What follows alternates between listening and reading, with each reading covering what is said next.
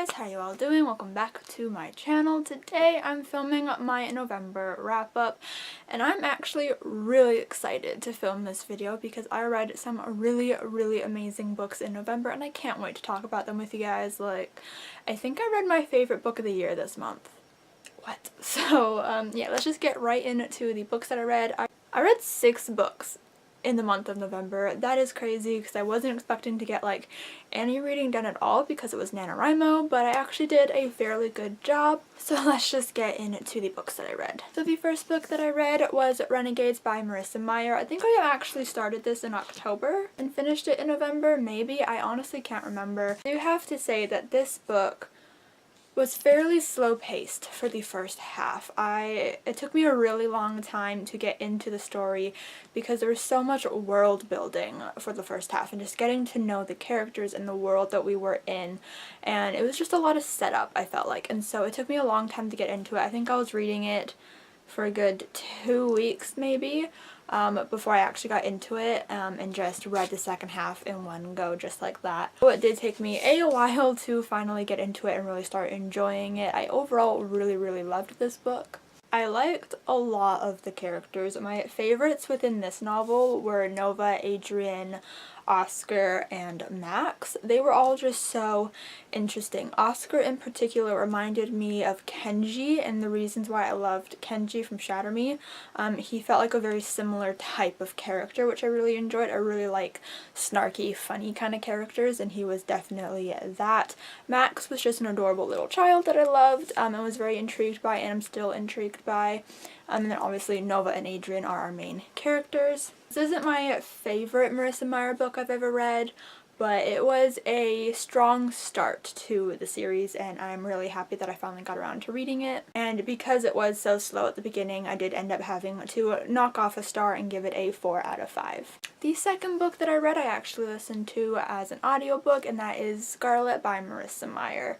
So this book is the sequel to Cinder, the second book in the Lunar Chronicles series, one of my favorite series of all time.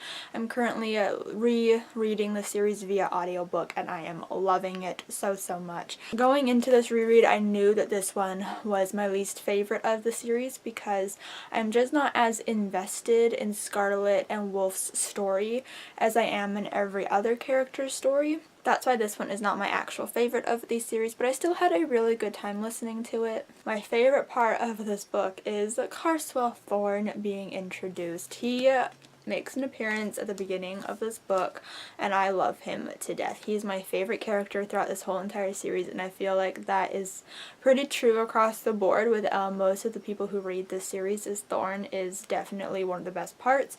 He is again another one of those snarky kind of characters that I really enjoy in novels. But yeah, unfortunately this reread did make it very clear that this one was my least favorite. If I had any doubt going into this reread if this was my least favorite or not, I don't have any doubts now. It's definitely my least favorite, but like I said, I still had a really fun time listening to it and I still really enjoyed it. But I gave this one a 4.5 out of 5 stars. The third book that I read in the month of November was Arch Enemies by Marissa Meyer. So I pretty much jumped into this one right away after finishing Renegades, and I loved this book so much. This was an amazing sequel. So because we already knew all of the characters, we already knew the world and the story that we were getting ourselves into, it was a lot easier to feel more invested right from the start. I have heard that with this book, some people said that it was more character driven than plot driven, which I do, I can see that, but I love character driven stories and I still felt that this was a really great sequel. I really loved delving deeper into this world and learning more about each of our characters and kind of delving deeper into each character's relationships, which I really enjoyed. There was a lot of high stakes in this book. It was really intense and I just had like a really great time reading this book. So I was actually low-key buddy reading this with my friend Lorena. We didn't like necessarily do it on purpose, but we were trying to like stay around the same pace so that we could talk about what was happening. We didn't do a very good job because I ended up being hundreds of pages ahead of her and finishing before her, but overall, we were trying to buddy read this, I suppose, together, and it was really fun being able to message back and forth with her about what was happening. Really, really fun. I'm really scared for the finale that's coming out next year. This book, or this series was supposed to be a duology, I think, but it ended up being changed into a trilogy, which I'm really happy about because I feel like it really needed another book, and I'm really excited that we're getting another one because it's gonna be so intense. Everything is gonna like go down, and I'm scared. I gave this one a 5 out of 5. It was far superior to the first one in my opinion. I really, really loved it. Now we're getting to the 2 books this month that wrecked my soul. So the 4th book that I read in the month of November was They Both Die at the End by Adam Silvera. Oh my god, if you guys watched my reading vlog, which just went up, I talk about how I read this book and how it ruined my sleep schedule. This was a very impromptu read. I was reading Harry Potter and the Order of the Phoenix, and I just needed a break because it was hurting my hand, and I was like, if I just tried to keep reading this in these slow little increments, I'm not going to finish another book this month. And so I put it down, and I was like looking at my shelf, and I was trying to find a book that would be fast-paced and that I could read really, really quickly. I just looked at my Adam Silvera books, and I was like, you know what, I read History Is All You Left Me in one sitting, so I'm going to pick up They Both Die at the End and hopefully read it in one sitting. And I practically did. I started it around 9:30 p.m. I paused a few times to go do something or talk to my mom or whatever, but ultimately I ended up finishing this book at around 4 a.m. And that's why it ruined my sleep schedule, because for about a week after reading this book, I kept going to bed around 3 to 4 a.m. It was not good because I kept waking up late and then I didn't have any like motivation to do anything, so that wasn't good.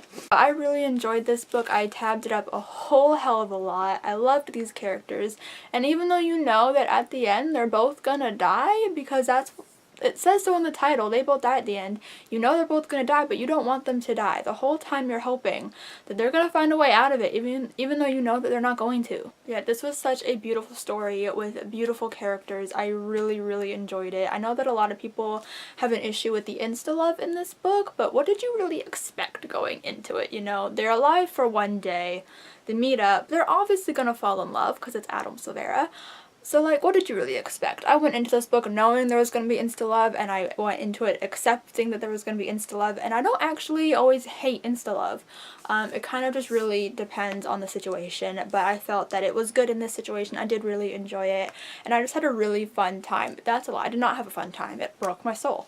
But it was a really great book. I gave this one a 5 out of 5 stars. Adam Silvera continues to break my heart and fill my heart with joy and sadness at the same time. So yeah, I really loved this book. The 5th book that I read is What If It's Us by Becky Albertalli and Adam Silvera. So I bought this book because it was half off at Barnes & Noble for Black Friday, and it was a signed copy, and I was like, girl, I'm gonna buy it, so I did. And after reading They Both Die at the End, I was like, I just need more Adam Silvera, and I had read all of his books, I read all of Becky's books, I'm like, I just need something new. So I picked this one up, and I freaking adored it. Oh my god. I don't even know how to talk about this book because I loved it so much. Do you guys ever feel like that, where you can talk about why you dislike a book for like hours, but the second you try to talk about a book that you love, you can't articulate thoughts in words properly because you just love it so much? That's how I feel about this book. Oh my god. Yeah, this is definitely one of the cutest contemporaries that I've ever read. I loved the whole idea of it. I loved the characters. Arthur and Ben are my babies. I'm obsessed with them.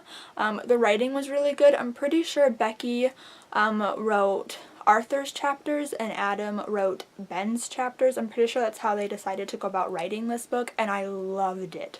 Really, really, really loved it. I thought this book was funny, it was sad at times, it was really cute and adorable. Tabbed it up like no tomorrow. Oh my goodness.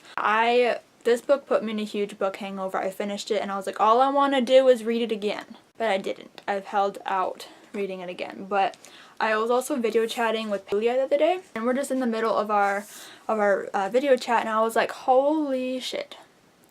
I just remembered that What If It's Us is becoming a movie.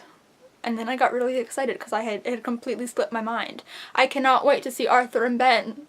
Oh my god, if this movie is as good as Love, Simon, I will be a happy, happy little child. Oh my god. Obviously this one was a 5 out of 5. I can't say enough good things about it. I literally have no problems with this story, except that I need more.